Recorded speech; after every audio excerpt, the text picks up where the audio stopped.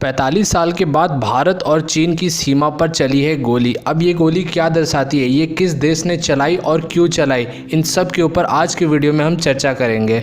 नमस्कार दोस्तों, मैं साहिल चौधरी आप सबका स्वागत करता हूं इंडिया टॉक्स पे। आखिरी बार जब भारत और चीन की सीमा पर गोलियां चली थी वो था सन 1975, यानी 1975 के बाद पहली बार भारत चीन सीमा के पास गोली चली है। अब आखिर ऐसा क्या हुआ कि डोकलाम से लेकर के गलवान तक का विवाद जब डंडों से और हाथ पैर से सुलझ गया, तब इस बार ऐसी क्या हालत आन पड़ी कि इस बार गोली चलाना पड़ा इन सेनाओं को। सबसे पहले बात करते हैं चाइनीज आर्मी और चाइनीज सरकार की। तो वहाँ की सरकार लगातार इस बात का दावा किए जा रही है और बार बार ऐसा लिखे जा रही है आज सुबह से ही कि भारत ने यहाँ पर पहले फायरिंग की।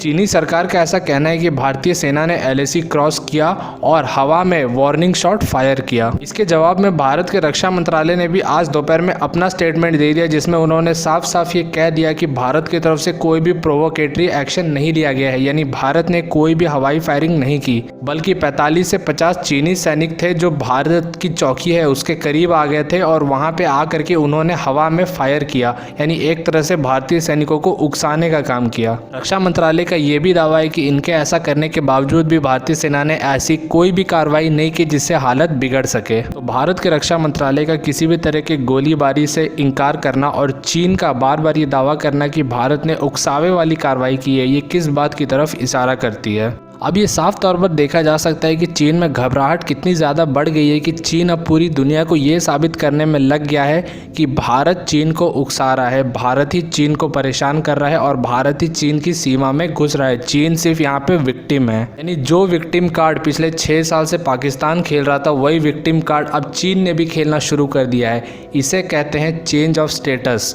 जो चीन पहले भारत के ऊपर चढ़ करके भारत के खिलाफ उल्टे सीधे बयान देता था और भारत एक विक्टिम की तरह चीन से रिक्वेस्ट करता था कि वो वापस चले जाए, वो भारत अब चीन के ऊपर चढ़ रहा है और चीन पूरी दुनिया को कह रहा है कि भारत हमें परेशान कर रहा है, हम यहाँ पे विक्टिम हैं। इसी से आप समझ सकते हैं कि भारतीय सेना का किस तरीके से जो गियर है वो पूरी तरीके से शिफ्ट हो चुका है और भारतीय सेना अब एक डिफेंसिव से एक ऑफेंसिव सेना बन चुकी है। वो भी ऐसी ऑफेंसिव सेना नहीं जैसी पाकिस्तानी और चीनी आर्मी है जो दूसरों की जमीन पे घुस जाए, बल्कि ऐसी ऑफेंसिव सेना जो आगे बढ़ करके किसी भी गलत को रोक ले, यानी किसी भी ऐसे देश जो कोई गलत हरकत कर रहा है उसे अपने तरफ से आगे बढ़ के रोके। 29 अगस्त से लेकर के जितने बार भी चीन की सेना ने ये कोशिश की कि वो भारत के अंदर घुस जाए, भारत के किसी पहाड़ी पर चढ़ जाए या भारत को किसी तरीके से डोमिनेट करे, तो उसके ऐसा करने से पहले ही उल्टा भारत ने ये सारे काम करके पूरी स्थिति को बदल दी। अब चीन पूरी दुनिया में भारत के खिलाफ स्थिति बनाने की कोशिश कर रहा है, लेकिन इसका कोई फायदा नहीं, क्योंकि लगभग दुनिया की जितनी भी महाशक्तियां हैं या जितने भी बड़े बड़े संगठन हैं वो सब भारत की ही तरफ हैं। रूस से लेकर के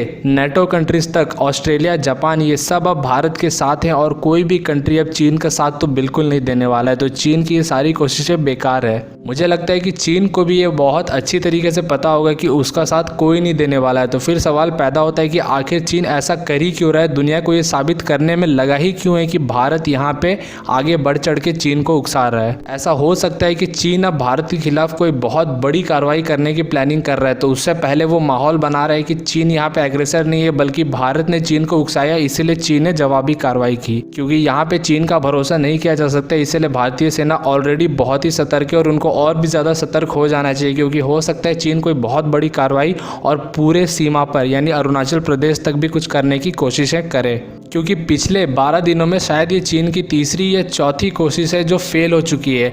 इस बार भी चीन के 25 से 50 सैनिक भारत में घुसने की कोशिश में असफल रहे हैं। तो इसके लिए मैं भारतीय सेना को बहुत ही ज़्यादा कॉन्ग्रेचुलेट करना चाहूँगा और सैल्यूट करना चाहूँगा कि उन्होंने इतनी ज़्यादा मुस्तैदी दिखाई कि पिछले 12 दिनों में 3 से 4 बार चीन कोशिश करता रह गया भारत में घुसने की, लेकिन वो ऐसा कर नहीं पाया। तो भारतीय सेना के इस अलर्टनेस को हम सलाम करते हैं। आपको क्या लिखना है भारतीय सेना के इस अलर्टनेस के बारे में कमेंट में लिख के हमें बता सकते हैं और बाकी लोगों को भी बता सकते हैं। अगर वीडियो पसंद आए तो इसे ज़रूर लाइक कर दे और अपने फेसबुक और व्हाट्सएप के दोस्तों के साथ शेयर कर ले। इंडिया टॉक्स को तो आपने सब्सक्राइब कर ही लिया होगा। तो मिलते हैं अगले वीडियो में, तब तक के लिए थैंक्स फॉर वॉचिंग।